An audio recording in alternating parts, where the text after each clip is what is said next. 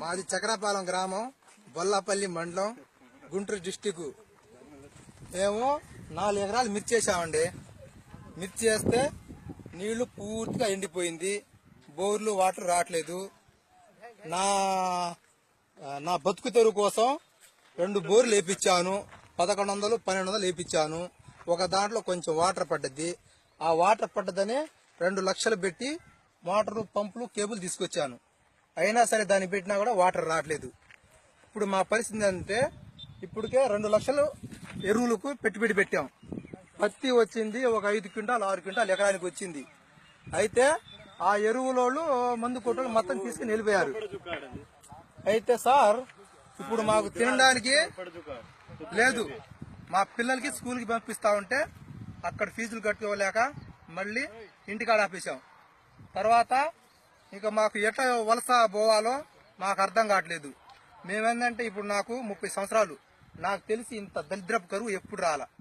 అయితే ఇప్పుడు పిల్లలకి ఫీజు కట్టాలా, లేకపోతే మేము తినడానికి జరుపుకోవాలా, లేకపోతే ఏ ఊరు అయినా పోవాలంటే మాకేం తెలియదు.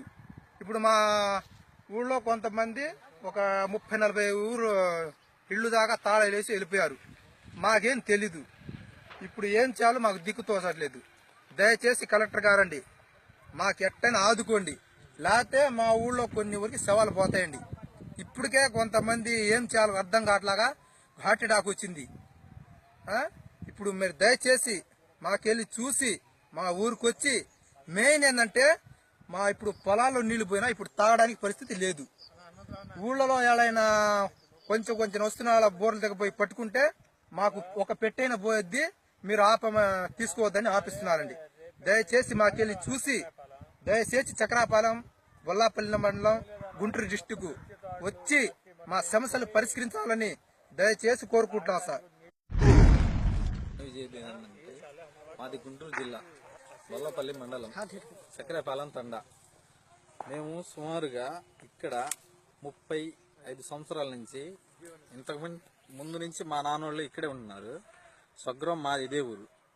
నాకు ఊహకు తెలిసిన కాడి నుంచి ఇంత కరువు ఎప్పుడు మేము చూడలేదు. ప్రస్తుతం ఈ సంవత్సరం నేను 4 ఎకరాలు మిర్చి చేశాను.